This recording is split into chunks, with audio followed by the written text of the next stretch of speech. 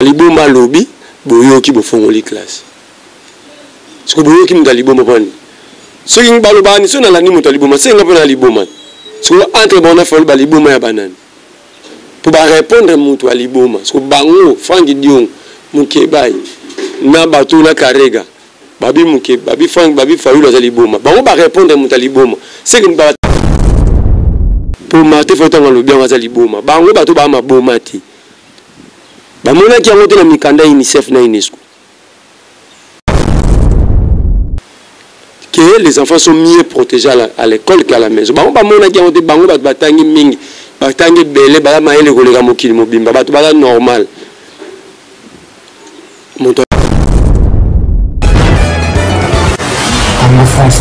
Tondo mingi nandenge bozali ebele dans le monde entier, bozali kolanda biso nandela ya www.congofrance.com. Na pesi bino mbote mingi pe bolandi malamu o mabota ma bino. Merci beaucoup.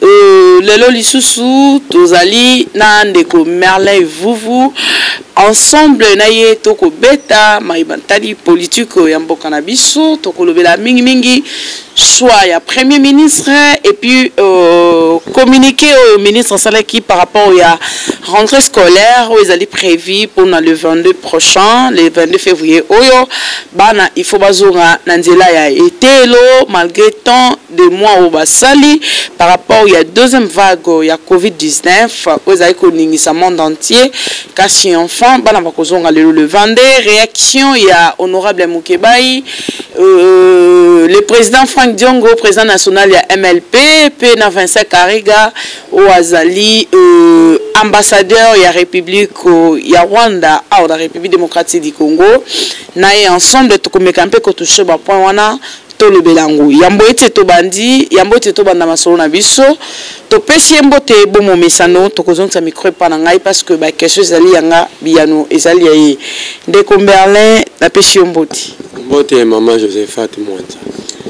Merci beaucoup Ndeko Merlin to yambote to banana makambu ya ministre to mekampe kozongisa to kozonga mukisima malgré que actualité déjà les cas qui mettent zongela ngona nous tout le monde qui Martin Fayulu jeudi passé devant Bapandi Sango devant presse congolaise ameka qui un peu kolobela topé à lobela qui maima kolekalambo kana biso République démocratique du Congo tout le monde boni ba propos ya Fayulu o ezali lelo ko sala pasi o lelo batebel ba komi ko traiter d'un problème ya mutu balobi était Martin Fayulu pour na ya lobi union sacrée et quoi bouture ne l'autre côté union sacrée ezali deuxième grossesse.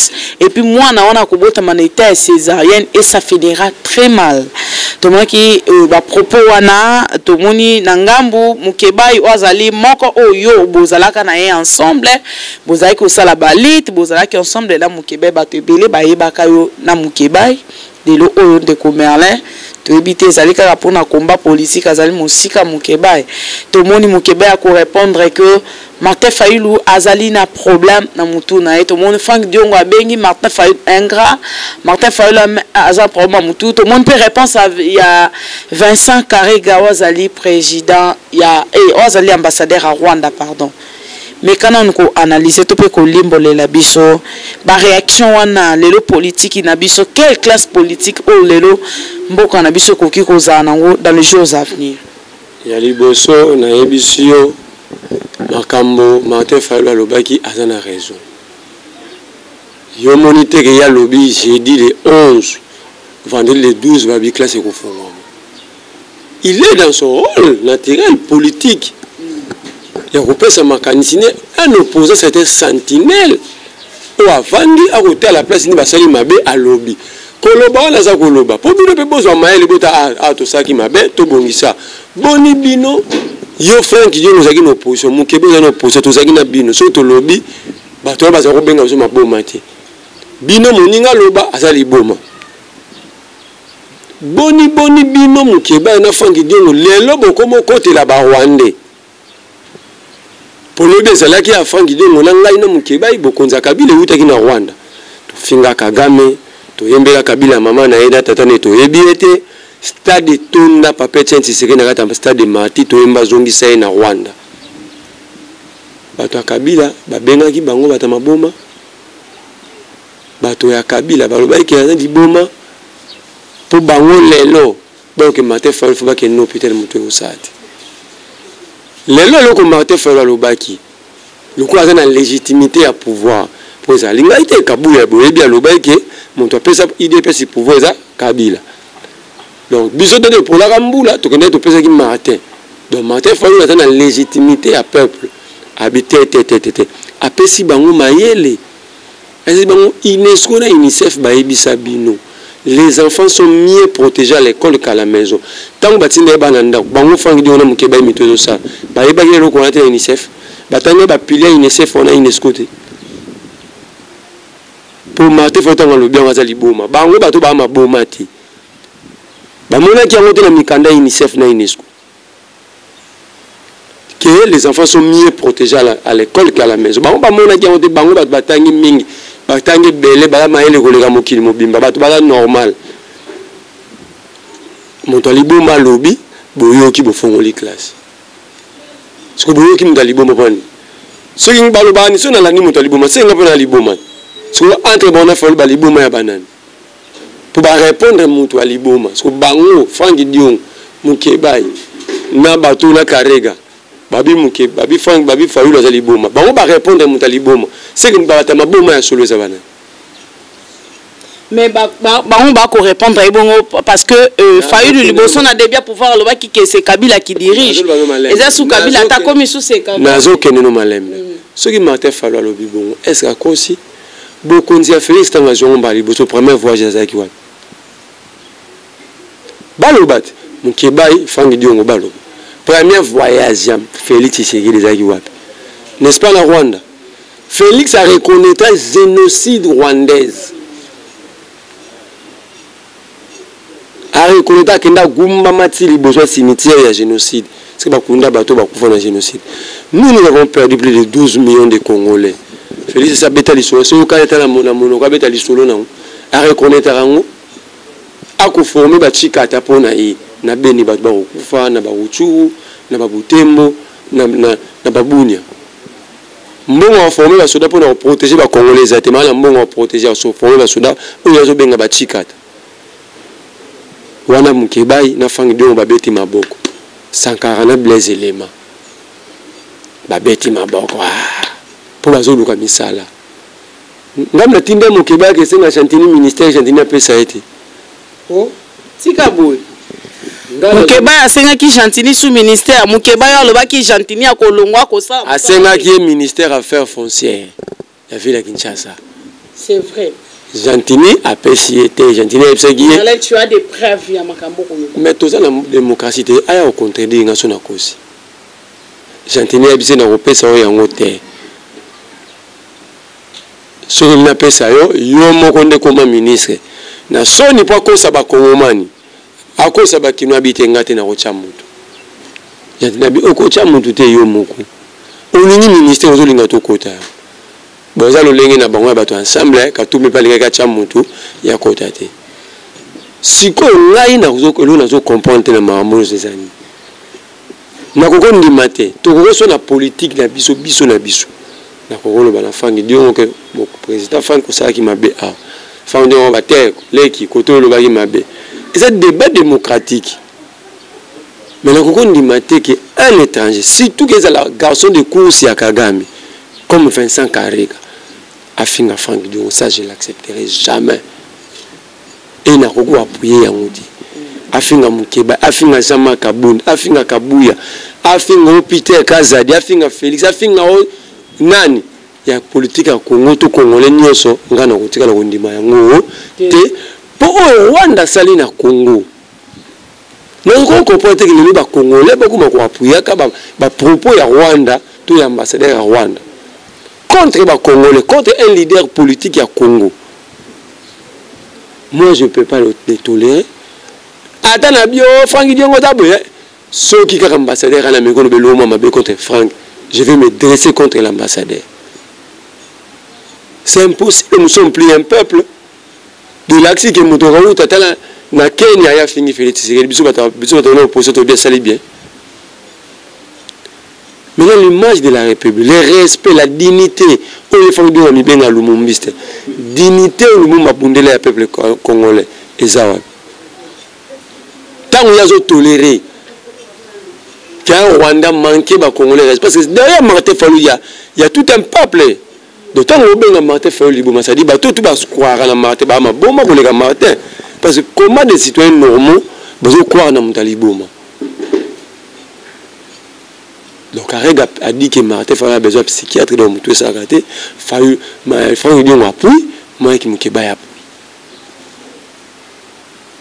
Ce que Karega le bélo a bon n'a jamais kaboun, nga, quel soit je suis de l'opposition, je ne l'accepterai jamais. Ce que le bélo a kabouya, je ne l'accepterai jamais. Au regard, il y a ce que Rwanda Salana Congo, tous les rapports internationaux sur le Congo sont clairs. Rwanda n'est pas entré à insécurité et instabilité au Congo. D'ailleurs, le Rwanda, tu dis que c'est un Américain, un Européen, un capitaliste. Parce que le Rwanda seul n'a pas de la capacité à attaquer le Congo. Le Rwanda seul. Mais par contre, on va bien noter. Mon Québec est bien noté. Soit on va livrer, soit on va rapport, soit on va rendre information. Le journaliste camerounais Pierre Onana vient de faire toute une enquête à rapport à ça. Alors, le Rwanda seul a que le Congo est instable. Insécurité à tout moment. Pourquoi faut-il on a en complicité n'a pas pouvoir sur les grands Congo. Pour les femmes habiter on a à Moutou Sarate. Pour la nini, Vincent Karega habite que Pierre on a Moutou Sarate. Pour les Moukeba y Pomba Boïka habite que Vincent on a Pierre on a Moutou Sarate. Parce que Bango va limiter Balouba. Il s'agit d'une réalité. Il y a un intellectuel savant qui avait dit, qui a dit, Abi, ce qui m'a animé réalité n'a été moi sauté à Bongissa. Si tu es pauvre, accepte d'abord que tu es pauvre. Accepte ta situation et ça va te donner maintenant la force et le courage de travailler pour sortir de la pauvreté. Non, c'est une réalité congolaise. Ça y est, le monde sait. Vous dites que sa tête ne fonctionne pas normalement. Ce que Moukébaï, Vincent Karega. Ce type-là, Vincent Karega, c'était un garçon de course de Kagame. C'est un garçon de course à la diplomatie nulle part dans le monde. Il a été chassé comme malpropre dans Rwanda, en Afrique du Sud. Depuis pourquoi? Il y a Zalagi, Azaya, Aner, il y a renseignement, il y a Aner, il y a Rwanda. Il y a Kagame en Afrique du Sud, mais il y a comme ambassadeur, il y a camouflage. Quand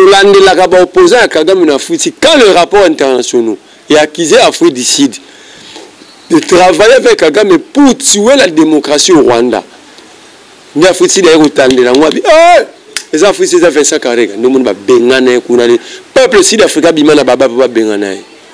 pour l'image de leur pays.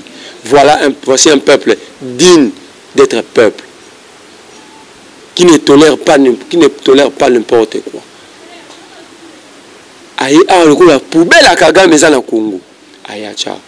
Ce n'est pas la première fois que Karega insulte les Congolais. Karega a insulté les Congolais. Il a refusé de reconnaître l'implication rwandaise dans le génocide à Congo. Plus de 12 millions de nos frères et sœurs tués par des montages de Kagame. Tobimara na balabala nga zena bolo ba activiste ba bimawa Félix Bakanga ba activiste msusu ba beta msusu ba Gaza. Franck Diongo Moukébaï était où pour protéger les Congolais. Pour ba beta ba Gaza ba Kangaki. Pour ba téléminer Vincent Karega parce qu'il a insulté le peuple congolais. En général, ça c'était pas d'abord Fayulu. A finna ba Congolais biké ce ba Congolais ba zo tanga ba rapport international. Il dit que les Congolais sont illettrés, incapables de comprendre, incapables de lire. Où était Franck Diongo et Mike Moukébaï pour rappeler ce monsieur-là à l'ordre, pour lui dire qu'il doit respecter le Congolais. Nous sommes un peuple, nous sommes un État. Où était Franck Diongo? Yosa Mopansan, Balobaga, qui est né mon colotier et Miko Tounae. Karega na yo lobi lelo ka na raison d'abna Fayulu. Tout na Moukébaï. Tant que les Congolais sont incapables de comprendre les rapports et de lire les rapports internationaux. Vous étiez où pour défendre les Congolais? Quand les Congolais se sont pris en charge pour dire non à Karega, à Kendi, où était Franck Diongo Moukébaï, la police et Gaza qui bat les Congolais, les Kanga qui missoussent, Beti missoussent. Voilà. Nos propres politiques, nos propres leaders, basés la base de sosification des Congolais à l'étranger. Boni Babata di Banda va respecter Bissot pendant que nos propres dirigeants sont incapables de protéger les citoyens. Deuxième coup, Karega Moun qui va s'acquérir, il se permet maintenant, il y a un leader pour la scène politique congolaise. Je l'ai dit ici, moi je ne peux pas tolérer que Karega n'a fini même jamais Kaboul. C'est impossible. Étant que Congolais, un leader de la scène politique, nous pouvons critiquer Jean-Marc Kaboun à niveau tout au Lingui. C'est un combat démocratique. Mais Vincent Karega ne peut pas s'impliquer. Afin Jean-Marc Kaboun, là on dit je suis déçu du comportement de notre IDPS. Aujourd'hui, vous êtes d'accord que le Rwanda peut manipuler les citoyens congolais, peut insulter les Congolais. Le Rwanda que nous avons combattu ensemble avec vous. Le Rwanda que nous avons accusé partout dans les instances internationaux. Aujourd'hui au pouvoir, vous acceptez que le même Rwanda, par l'entremise de leur ambassadeur, va finir à Congolais. Pitié pour le Congo. Pitié pour cette classe politique. Une classe politique désirresponsable. Une classe politique qui ne sait pas protéger l'image, la dignité de son peuple, de leur propre pays. C'est malheureux pour cette classe politique. C'est malheureux pour les dirigeants congolais. Moi, je ne peux pas l'autoriser. Je ne peux pas, impossible, en tant que Congolais. La douleur du patriotisme ne me permet pas que Vincent Karega finga même Jean-Marc Kaboun, Peter Kazadi, Daniel Saf. Je ne le permettrai jamais. Alors jamais, quelles que soient nos divergences politiques, jamais. Maintenant, Karega se permet et il défend. Karega, Franck Diongo Nangai, tous avons le pouvoir à Kabila ou en Rwanda. Mais ce qui est contraire, Faïlou disait que c'est Kabila qui dirige le pays. Et puis il change encore pour dire que ce n'est plus Kabila, c'est Kagame qui dirige. Les informations évoluent. Tant que Jérôme Kaisak, en France, dans l'enquête à Mediapart, ça a dit que lobby boué, lobby, babika o baloba qui amona. Eh lobby Jérôme Kaisak a contredit, babimisi l'élément mususu. L'élément mususu est robima. Donc on va dire que s'il y a d'autres informations qui filtrent, c'est Kagame. Moi je t'ai donné un exemple ici. Félix prend le pouvoir. Il sait que nous ne sommes pas d'accord avec le Rwanda. Mais il va reconnaître le génocide rwandais. Et il ne reconnaît pas que le Rwanda a causé des atrocités, des problèmes sérieux au Congo et aux Congolais. Vous direz que Faïlou a tort? Quand votre propre président, vos propres animateurs tels que Franck et Moukébaï, incapables de reconnaître que ce que nous subissons à l'est de la République, c'est le Rwanda qui est le cerveau moteur. Vous allez nous dire que nous sommes dans les faux? Nous disons ce que tout le monde connaît. Même Franck Diongo le sait. Tout le monde stade de Marty Mbazong c'est en Rwanda. Papa tient nakata stade de Marty.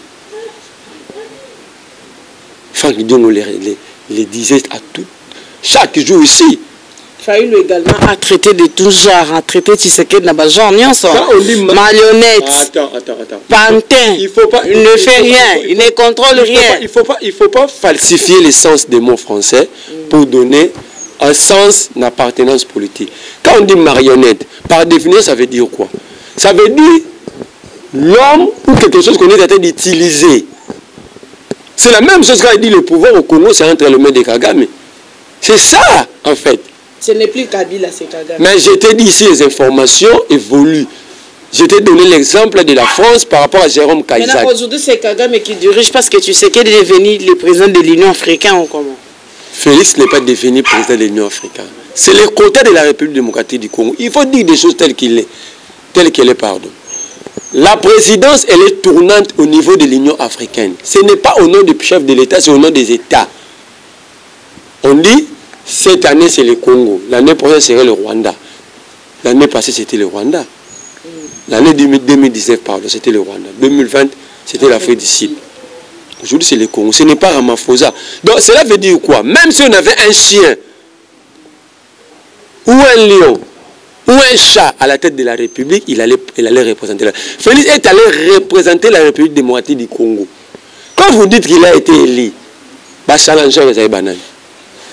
Parce que quand on parle des élus, élu vient du mot élection. C'est-à-dire qu'il y a eu des challengers à compétition. Si c'est par sa propre force, il était passé par quel test? C'est le côté à la présidence, elle est tournante. C'est normal parce que ça peut pas commander Babagi présidente à la Mouka et ça tournante. Tout Bemba wana Muzitu wana kuna Fayul wana et ça mérite ya Muzitu ça mérite ananité. C'est comme ça que les choses ont été établies. Tout ce qu'on vient d'éviter, présidence faisait la tournante pour chaque État, hein, à Monaco, il est considéré. Bien le commissaire Félix. Quand Mobutu était président de l'Union africaine en 68, c'était à cause de Mobutu ou c'était le tour de la République démocratique du Congo, d'Isaïr à l'époque? Non, arrêtons de falsifier même ce qui est facile à comprendre. Falsifier pour mon honneur. Félix, il doit faire son travail, étant que chef de l'État. Son travail, c'est donner des réponses aux besoins de la population. Son travail, en fait, il n'a pas besoin de ça. C'est ça le problème des Congolais. Un chef d'État, un dirigeant n'a pas besoin de nous passer le titre où ça a été. Le Félix a reposé l'Union africaine, a aussi Moussala, Maïbi m'a placé. Courant, et ça a caté. Combien d'emplois créés? C'est ça tout le problème. Mais vous avez créé déjà une nouvelle cité. Tant que Oasis, combien de Congolais habitent Oasis? Combien de Congolais habitent Oasis? Vous appelez les Égyptiens, eux-mêmes ne construisent pas chez eux. Ce sont les Chinois qui construisent en Égypte, mais vous les amenez ici. Ils sont forts en décoration intérieure de la maison, pas en construction. Maintenant, tous les ingénieurs, nous avons été déçus ici par des maisons préfabriquées. Vous avez donné le marché à un Libanais. Pendant que nous avons des ingénieurs. Ce ne sont pas nos ingénieurs. Il fallait que les Égyptiens viennent.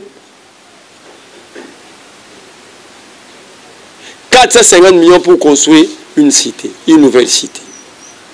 Si vous prenez les 450 millions, vous les donnez entre les mains des ingénieurs congolais, ils ne vont pas construire ces cités-là. Bandako tola lara, auto et pour faire rater quoi la bisoté na butu. Ça ben ingénieur na bisoté na bamaçon na biso.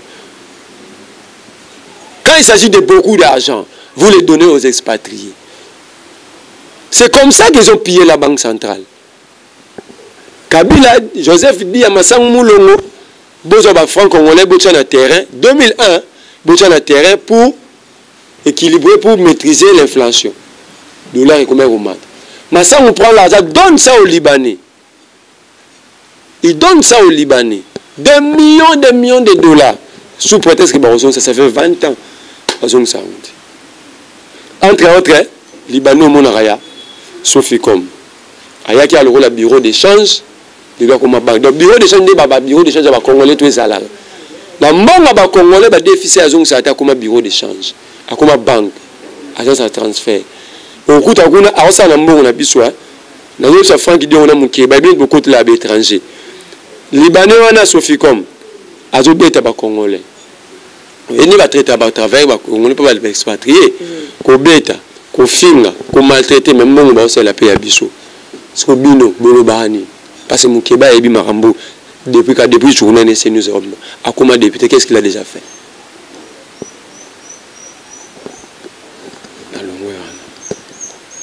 Naïna, na banana mon Québec. Il y a lobby qui fait le faire mener à l'hôpital. Mais c'est lui qui a mérité l'hôpital. Et puis on a convaincu que l'hôpital a coûté c'est mon Québec. Je suis à l'hôpital. En fait, il faut pas aider mon ancien. Comment makelele na sakumbi na ma campagne ya rasusté. Ba même ko que papa na biso mutu e comment ko lemba. Ba même mboka pe idara peuple. Ba sungi ba pe makimet. Ba même pe mukebai. Alobi ke Fayulu banda ba bete ba gaz. Mais yepi ba bete ba gaz iti. Yango bebe bisa mutu. Alobi li tutu ke Fayulu a défait $50. Fayulu a défait mbongo te monsieur.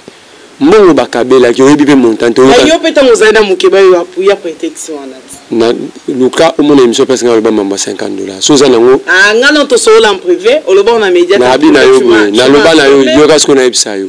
Na bina yo ba benga ye devant ngai. Ba benga ye devant ngai. Mais qu'est-ce qui prouve maintenant que Moutou a benga Kaiwana? Azaki na raison. Bon, supposons que c'est vrai. Qui va jouer qui $50. Il y a un bon ballon Kabila. Il y a un bon ballon Kabila. Il y a un bon ballon Batoza dans le foot à terre. Ngamo otinga na nyonga $680 na defela. Ozo foot à terre. Si ko ba kolombo na babi, yongola $50 ya Martin Fayulu pesa $630. Pour ma maman $50 ici là, pesa $630. Bon yo mo na mikumba na baba na ko kapaza nyonga Daniel Safa costume na sosi $800 sur $1000. Mais Daniel Safa na mukeba baza mama passe ende ko ten ya lobi bazo $50 ngape na otanga ka oyepa pesa bato pour na mokilo moto akoka azati ba mboka kuto ba kongeza riche mais koto sa kongeza ndeta boni yo likambu ke fo ya kalikoka mbongo bazwa mbongo ya yote mais ko oyo defa ya bato voilà vous bakabela kiyo pour ba kabelo pe na bina opesa ngonya so tuti parce que o defa ki ya bato pozongisa bon ça coûte que o bakabela kiyo o defa ki hein 800 ça $800 à sapato à saf ah quatre choses o mukebai 600 voilà zo ba o ya ngai mbongo Daniel Safa costume chaussée Eliezer yo Safa epsa ke Eliezer Daniel Safa epsa ke Eliezer siko ba makamna bi fu ko makolo ba ma zela na ke malembe ngala ba te bango ba bani mama mbongo ya na bitata futa ba mbongo bato o ya Fayulu lo bakawana ba futi yango na mbongo na ezongisa o etika siko Frank Dion abi Fayulu muto ezo sati ba meme na hôpital mais muto so tani mambo sala ko muto ke na hôpital Félix a aidé mbongo c'est Frank Dion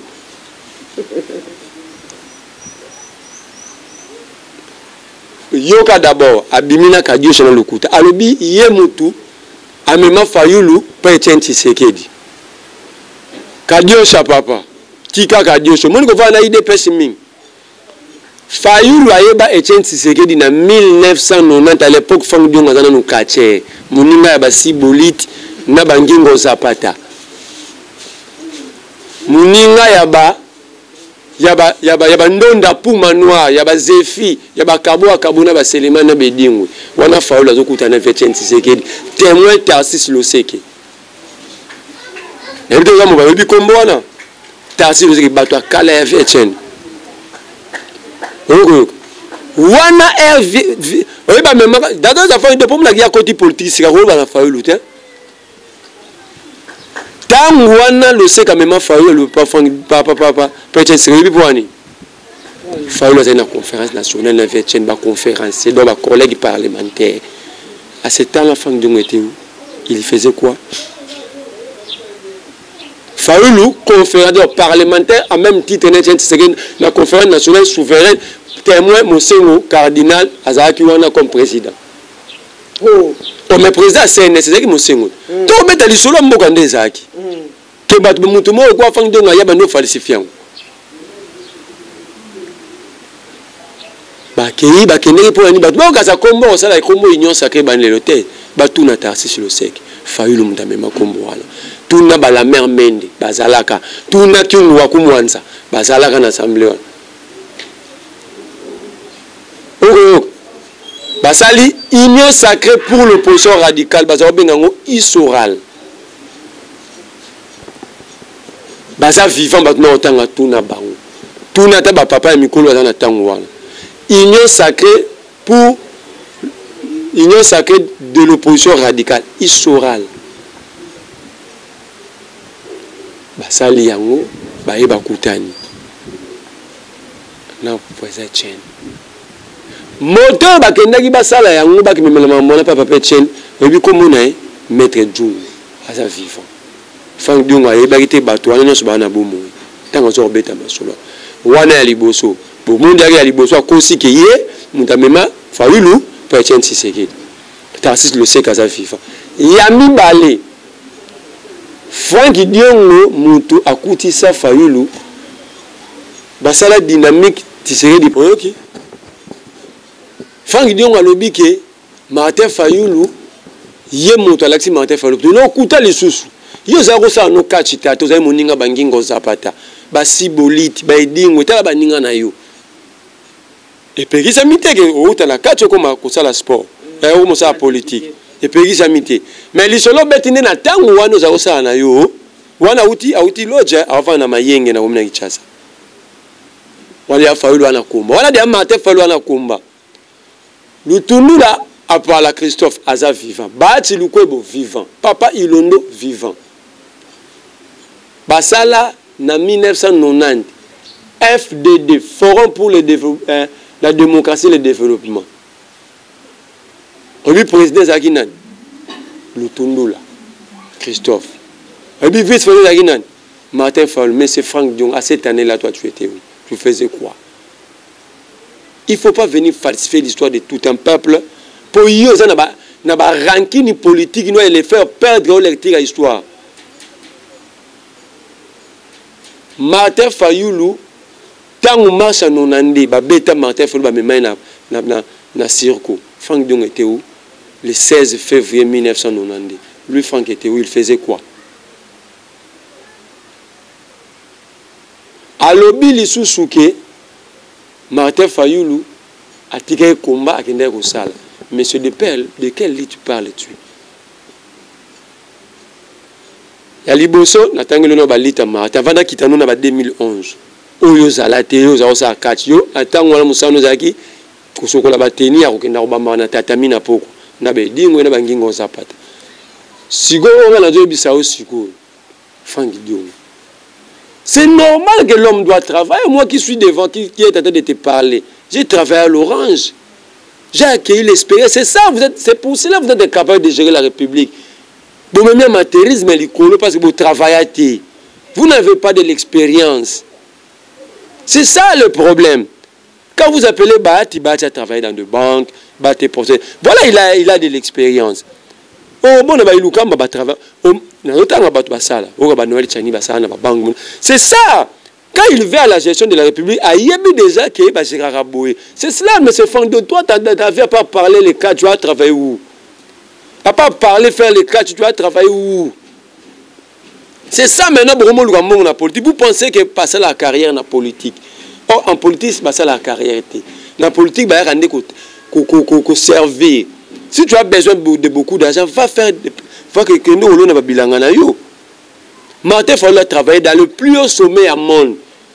Ce qui c'est le plus haut sommet pas dans sa politique, dans la société à minene, à travailler dans la société quoi ba fina ba nini. Ba bien quoi ça la société avant. À quoi ça ya ngoté. Ba ngom Frank Dion dans une information te fina ya ngone comment ingénieur. Ouais comment ingénieur. Ayebi na été. Ça dit mais si tu dois t'informer. Ba ben na bino na ba mukeba surtout mukeba so ba kabela ta livre atanga ngoté. Il faut bien comprendre comment le monde évolue. Et ça va bansu à l'obaki Orange et sa société à part. Pour attendre une été, ayebi na état s'informer. Orange et la société il y a groupe France Télécom. Na carte groupe on a ba société presque nyons na ba Peugeot ba français dans la carte. C'est dit vous devez vous informer. Vous êtes bolobara liboso batou. Bolobara liboso ba peuple. Ba toi la peuple un peu à ça pour quelque part la déontologie journalistique OK. Frank Dion a lobby. Martin Fayulu a beaucoup de maîtrise parce qu'il a travaillé à gérer, à travailler en Cameroun, à travailler en Côte d'Ivoire, à gérer la société. Ah, Babenga Kabila, babenga Kabila étranger babenga le frère ça to message nango kadiosha to message na biso na yango Kabila étranger lelo Kabila frère ils sont ba on est ba na monopole comme ça ba étranger na ozong ça ba congolais bazwa bien dans le monopole gars ya kolobaki Congo zotamula malamu te mais vous êtes au pouvoir travaillez pour changer la situation des Congolais biso monopole toi na ngo ya ngwana mais quand ba pona monopole ya kolobaki o aza Congolais aza ya ngote ceux ba komi kamoko ya bika aza Congolais bazwa monopole wato wa pena ko en tout cas la capito kabeli binwango so etikali pe nambo senga to pesa binwango. Merci beaucoup. C'est la nécessité. Merlin to kende olobi ebele laisse le temps aussi. Franck Diongo Abike, la dynamique Etienne Tshisekedi chez président chez DTP. Albert Moleka aza vivant. Ok. Albert Moleka aza vivant. Martin Fayulu aya na eloni benga fac. Fox acquise au changement. Ils ont 8 ou 9 partis na 4. Ba parti amiketo ya minene mais ce sont des partis reconnus dans l'état congolais. Franck Diongo na ML Pazaina banane. Ne Fayulu wana avant congrès en 2010 avant congrès au bas débat que Etienne Tshisekedi a candidat président à IDPS en 2011. Ne tango Fayulu ayeko solana Albert Moleka directeur à cabinet ya papa Etienne. Ne c'était fona kutope na batu momi balé ayeko tsaye na Steve Mbikai aza vivant, Albert Moleka aza vivant, na Steve Mbikai, na Franck Diongo. C'est Albert Moleka qui a présenté Fayulu, Franck Diongo, na Steve Mbikai. Bon, par contre, ça va être dans la scène politique, mais occasion ça le logo, c'est Albert Moleka. Ok. Basali dynamique Etienne Tshisekedi déposé le président Zagina. Maman Thérèse Pakassa, elle est vivante. Oui, le coordonnateur adjoint. Martin Fayulu, Franck Diongo, Steve Mbikai, professeur Mapouya, tozali na prison na pavillon 1. Maman mon oluka kombone ya semaine na kanga ko na no bengi madame Thatcher. Azaki wana. Parce que Franck Diongo mama lo bagi basaki dynamique ti série du président na siège ni. Boni tata ko welela, o welela nyonso yo. Yo kam to yem dela, yo ka bakadio sa Franck Diongo meme. O kabila ina ba mbwa mo balia ba congolais. Asomi dia ba mafuta ngula tsango mafuta ngulu yango siko cha yango wa po somba po ba mbwango nombre lobate mais mafuta ngulu pe candidat sombagi eyebana te. Merlin s'il te plaît. Laisse-moi aussi les temps poser ma question lobi belé parce que télévision to ki ma derrière ngonga ko ki ko lobi belé boité. Tikanga na keno na deuxième question na ngai motuna ngai mi badezali par rapport ya apparemment zéro kanele Franck Diongo na Mukebai. Mais la kanele bango te ce qu'ils ont fait c'est pas normal. Botoli biso dignité et la fierté d'être un peuple. Ces deux-là, ils nous ont arraché ce que nous avons de plus cher. Mais entre-temps, tu étais aussi ensemble avec Mukeba et Marley Tika. Ce n'est pas un problème, ça veut dire quoi? Ah, tout ça, c'est parce que Bobé Banyango comme Goloba, non? Et ça, Congolais, Congolais, quand je dis à Franck, je ne le dis pas parce que dans la haine, tu as la haine à Mukeba. On a pas si Botoli biso fierté d'être Congolais. Merci beaucoup. Rwanda tiko boma biso ba komi ko insulter biso. Ça c'est la deuxième fois que Vincent Karega a ça là on le peuple congolais. Nous va pas dire ça, on faut pas la kisaka. Merci beaucoup Merlin. Je crois que tokomo koma na suka mitune zake belé mais obemi biso mulai. Tokomo koma na suka mais mbote to chité to betana no choix ya premier ministre. Merlin vous. Boni boyambi yango choix ya premier ministre. Bien que tu aies une déclaration sur ce que ça n'a pas été, et là comment changer té, et ça le rôle à mutuka, chauffeur zaki kokumba catch, mais balongo li chauffeur on a besoin de chauffeur tout le monde ba déclaration ba te belé wasali. Merlin, au juste beaucoup l'organisme. Tout le monde premier ministre a zappé jeune, bien que Lumumba pezaki, le premier ministre le plus jeune dans l'histoire en bord de la société Patrice Emery Lumumba. Tout le monde peut na simana to zuka batata, mais enfin Félix Antoine Tshisekedi Tshilombo, le président de la République, Fatou Beta, Motema Boboto, Ayeli Biso, le premier ministre. Mais tout comment on a la déclaration, dites-nous un peu, D'abord, le problème, ce n'est pas qu'il soit jeune ou vieux. Le problème, c'est la compétence et la volonté de bien faire les choses. Mais je parle de la jeunesse par rapport à comment on a déjà venu, il y a classe politique congolaise, comment Attends, Tokoro dirige Mbokate dans conflit de génération. C'est aux jeunes de travailler, de prouver de quoi ils sont capables. pour remplacer ces vieux-là. Ce n'est pas d'une manière tacite que pour nous jeunes, on l'a fait jeune. Ce n'est pas automatique. Il faut travailler, de démontrer à la face de la République, à la face du monde, que je suis jeune, je suis capable de faire ce que les vieux n'ont pas fait. Donc le problème, ce n'est pas la jeunesse ou la vieillesse, ou être vieux ou jeune. Le problème, c'est la compétence, l'amour du pays, la volonté de mieux faire. De travailler au nom de la République, au nom du peuple. Là, cette conscience-là, c'est ça le problème. Le problème, ce n'est pas... Moi, je ne peux pas aller dans le débat qu'il est jeune, non, ça, c'est un débat de caniveau. Ça, c'est un débat de caniveau. Moi, je ne peux pas aller là-bas. Mais quand on parle de ça, Maloukonde, c'était kabiliste. Ça, c'est connu. C'est connu. Mais après, il y a G7. Attends. G7, on a balongwani. Bakanisa et que Katumbi a reçu pouvoir. Le quoi ça là, a eu des pêcheurs, un millionnaire, na Congo peut pêcher industriel et salamate, mais Katumbi a comme un tambon, on a retourné à Bandegonanga, ba pêcher à la Baginchuka. Bango ba pêcher à ne ba pambu ton nengeni. Yango Katumbi a pêché à ba baleine, na ba éléphant, na ba hippopotame. Yango na zona ba na fachi. Atika ko utiliser IGF comme arme pour intimider les bateaux, d'accord, on a été. A fouiner réellement s'il a besoin de récupérer l'argent de la République. Bakatumbi Bazawana. Ils ont géré avec Kabila pendant plus de dans 18 ans à Kabila, bon, en 2015. Donc, bah, géré avec Kabila pendant 13 années. Ils sont sortis de millionnaires sous Kabila. Ce n'est pas l'argent de la République. Ce n'est pas l'argent de la République. Vous êtes sérieux dans un État, un pêcheur devient millionnaire dans un État où il n'y a jamais eu la pêche industrielle. Tout pêcheur à l'endroit on a filé, mais un pêcheur devient milliardaire. Vous êtes fiers d'être dans ce pays-là. Vous êtes là-bas, vous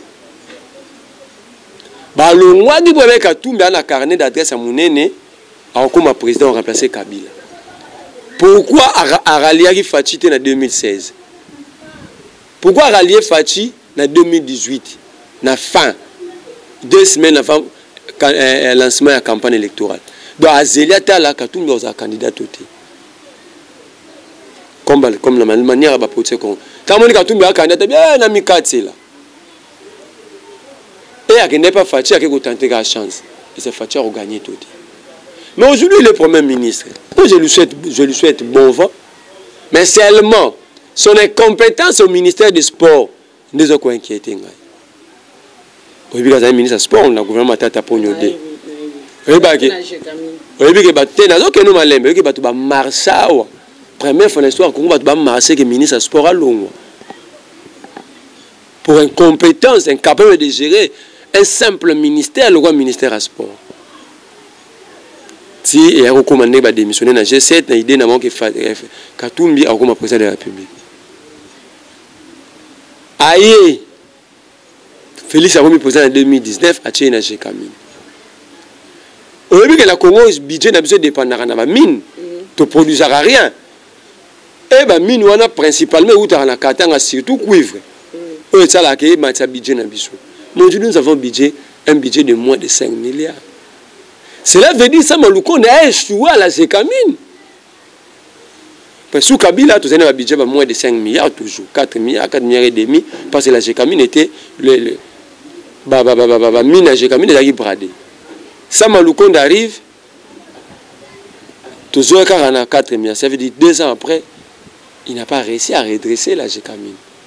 Vous prenez maintenant celui qui a échoué à la G-Kamine. Et au ministère des Sports, vous commissaire Premier ministre. Ça, c'est ce qui... Vous avez l'élément tout tient à la table, le contraire, il a échoué à la G-Kamine, il a échoué en tant que ministre des Sports. Les sportifs ont marché ici à Kinshasa pour demander son départ. Et vous prenez un type comme ça, vous tenez un sport. Je ne dis pas qu'il ne va rien faire. Je ne dis pas aussi qu'il va faire quelque chose. Mais seulement, il faut et avoir un œil regardant. Surtout quand un premier ministre et un président de la République ou a une vision.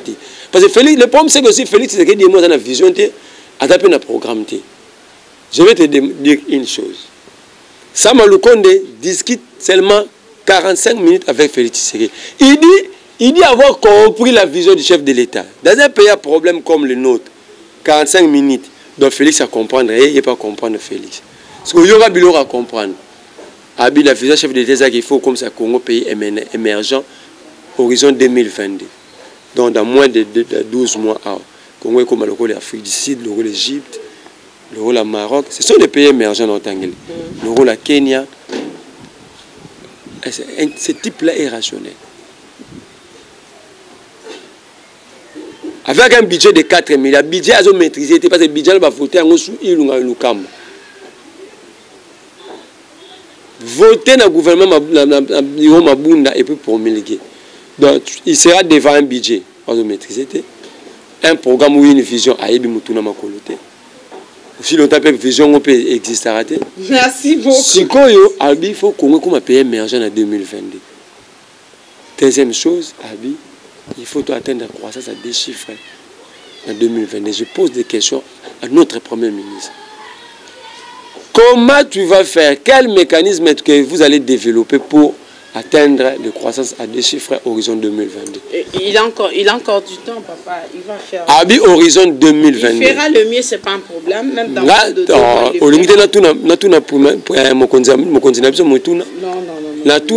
quel mécanisme va-t-il développer pour atteindre cette croissance à 2 chiffres? Merci beaucoup. Je lui pose la dernière question.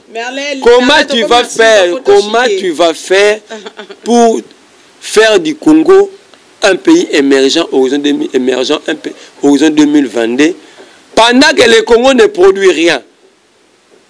Merci beaucoup Merlin. Voilà, c'était là Merlin vous comme je vous avais annoncé, pardon. Merlin Tokomina Souka et Masolo Nabiso. Merci d'abord pour notre invitation. Merci beaucoup Ndeko Merlin. Numéro de téléphone pour n'avoir besoin de WhatsApp. Si vous avez un numéro de téléphone, babengayo. Attaché les pressions. Rédaction, rédaction, ça veut dire sans rédaction. Ok, merci beaucoup, Bandeko. J'espère que voilà qui est tellement ébélé. En fait, dans un pays démocratique, tout le monde est censé y accompagner sa qualité pour que Mboka ait développé. Bino baibo mesana ko finga. Nous sommes d'accord to solo na bino ata obengi. Bino pe baibo sepela na musala na biso to saka toujours d'accord na bino. Boza bando na biso ba congolais to tika la ba congolais. Voyez tout tika la kaka ba congolais, je vous attends. Continuez de s'abonner massivement dans votre chaîne YouTube, vous ne serez pas déçus. Ici, l'information à temps réel tirée des sources fiables. Merci Onésime Canardo qui était derrière la caméra. Merci à toute l'équipe de Congo France. À nous revoir à la prochaine. Bye bye. Congo France.